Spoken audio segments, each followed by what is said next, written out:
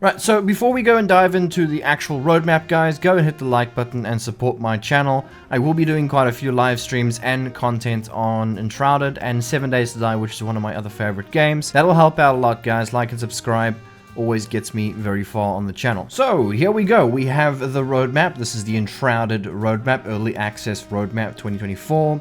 Flameborn, your feedback helps us make Enshrouded better. Here's a look at the roadmap for the next few updates based on your suggestions. Nice. And there's quite a few cool things in here. I looked very briefly and I was like, oh, that's freaking cool. So first one on the list is Hollow Halls Dungeons. Okay, very good. And Steam Deck support. So if you've got yourself a Steam Deck, you will be able to play Enshrouded on that. Steam Deck is actually a lot more popular than I actually thought, guys. And like, there's so many people that play 7 Days to Die on the Steam Deck. I was like, what? They actually like use it as a PC. Performance improvements. I know a lot of you guys are going to like this one. My experience with the game hasn't been that bad. I haven't really experienced that much performance problems, but there has been a lot of comments in my previous videos where people say the game runs like really badly. So I'm hoping that improves your situation. Smoother high FPS gameplay, that kind of aligns with your performance improvements, hopefully. Location improvements, I'm not sure what that means. Maybe it'll indicate certain locations on the map a little bit better, which, hey, I do agree. I think the map is more icons than actual map, if you know what I mean. It's just icons everywhere and you can't really see the map in detail. It would be nice if the map was a little bit more detailed so you kind of know where you need to walk. So if you can see like a mountain face or something, it's very hard to actually see the map. Improved loot UI.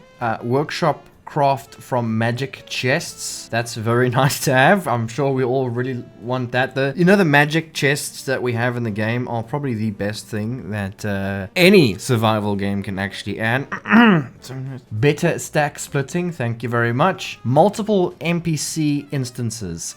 I'm not sure what this means. I think what this means is that you can have multiple NPCs in your bases. So like if you build a base on the one side of the map and on the other side of the map you'll be able to have the same NPCs in each of the bases. I think that's what that means. That's pretty cool. I know that was one of the very high suggestions in the feature upvote website. Resignable glider shortcut. I'm not sure what that is. Sitting on furniture. Oh my goodness. Come on, it's like the most basic thing. You know when you make a game and you add furniture in the game? Please make it so you can actually use the furniture. It should just be a standard in the game. It shouldn't even be a feature. It just should be part of the game. 7 Days to Die. Come on! Improved post-processing. Okay, good. More trees to grow. Very nice. Round doors and windows. Yes! I mean, we could definitely use that for those little hobbit homes we've been seeing all over the internet. Yeah, you guys know what I'm talking about. Like, I'm just scrolling through my YouTube and I just see, I made a hobbit home. I made a hobbit home. There you go. You can have round doors. Potted plants. They're really specific with this roadmap. I mean, I don't think I would have even added this to the roadmap. I mean, potted plants. I mean, do we really want to know about potted plants? But hey, it's here. It's here. New building materials is always nice. You can be very creative with new shapes and stuff. New building materials is always nice. You can go and decorate it different styles and make it look a bit different and then match and mix with different materials. Always a good thing. Replayable world quests. I think this is a great thing. So if you go do a quest, you can then replay it again if you wanted to do so. Better quest sorting. I do think that this was needed. I know when I first started playing, I did struggle a little bit to figure out what I was on and what I wasn't on, and then I don't know what I finished, and then it was a bit complicated for me. Glad they're sorting that out. Server gameplay settings, please, and I really hope that in that server gameplay settings is creative menu. Don't see anything in there, but creative menu would be really nice so we can go and build some stuff without actually going and harvesting everything. Some of us don't actually have time to go and make some amazing castles, but sometimes we just want to do it, you know. Server user rights. I think that's admin. I'm not sure. That sounds like, yeah, that sounds like admin. I'm not sure. Between these two could be coming with some admin stuff. Townfolk NPCs. Is that like, you know, when you're walking around the world, you come across those towns and there's like, it's empty and it's like all ruined? Is that what they're talking about? That sounds cool. I would like make the world feel a little bit more alive. Nice. A vanity system. You mean like transmog? Yes. One of those things that should be just automatically in a game like this. Thank you. Editable signs. Very nice addition. Musical instruments. That'll be cool. Nice little idea. You're sitting in your nice warm castle by your fire and you want to play some guitar or a piano or something. Yeah, that'll be great. Townfolk pets. Wow, so between the townfolk NPCs and the townfolk pets, and it's gonna make the world feel so much more alive. It's super cool, actually. Animal farming, that's like, I think the best one I saw on the list. I thought that was super cool. That's definitely needed in a game like this.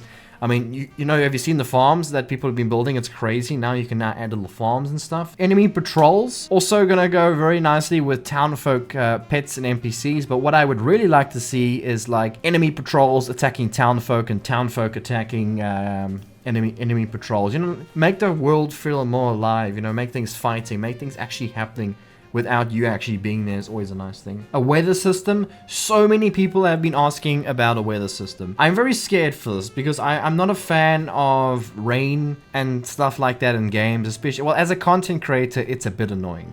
As a player, it's pretty cool. But as a content creator, I really hate that, you know, you're trying to do a video on a base and it starts pouring its rain and the clouds come over and it's just miserable. The whole video just looks terrible. So it's not really applicable to me, but weather in the game should be standard anyway for all games. Mountains biome, how's that going to work? Isn't there mountains in the game already? Are we going to go higher into the mountains? Sure. Portals to other servers. Is that like a character? Wait, no, I don't understand that. I'm a little bit confused. Isn't that kind of existing? I mean, you just log off and then you just go to another server with the same character. That's kind of already there, or unless they're gonna be like it's actually in the game and that's how you get to another server. I don't know, but sounds interesting. You guys let me know in the comments. Nameable bases, isn't that already a thing? I thought that was already a thing. I'm sure that's already a thing. Isn't that already a thing? I'm not sure. Nameable map locations. That'll be pretty cool. So you can kind of highlight some areas where you've seen something cool and you want to like go back there at some point, or like a mountain that you want to avoid. You just name it out. Multiplayer pings. So like I think another player can then ping a location and then the other player can see it. Named tombstones.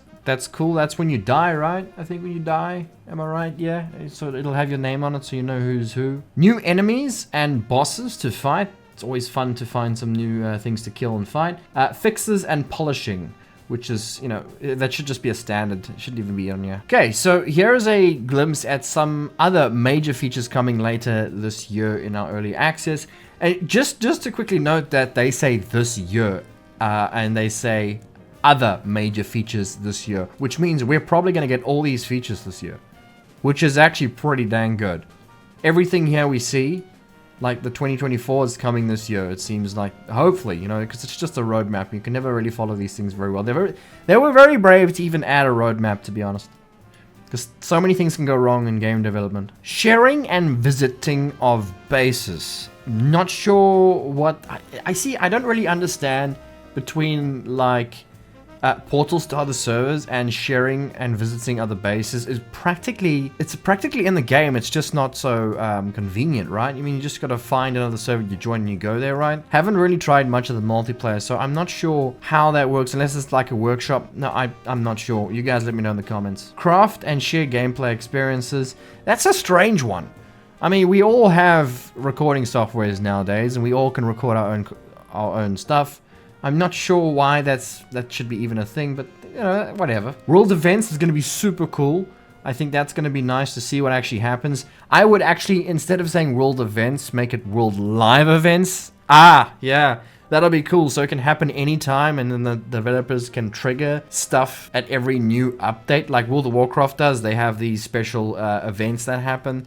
It would be cool if they can turn that into live. Instance dungeons. A lot of people were asking about instance dungeons. That's pretty nice. So now you're not going to have the dungeon in the world. You'll go and like kind of walk through a portal and then you'll be at a different instance. Should actually improve performance in some way as well. More biomes to explore and water. I think a lot of people were asking for water. Yeah, you know, when you build your base, you can add water to the base and everything.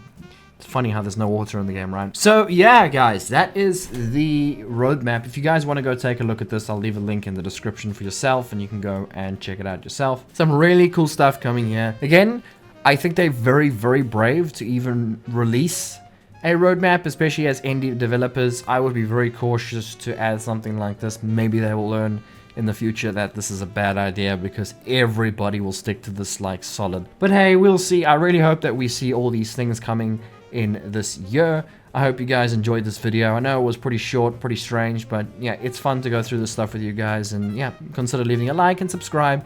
And if you want to check out anything else in Enshrouded, let me know down below. And yeah, thanks guys for watching.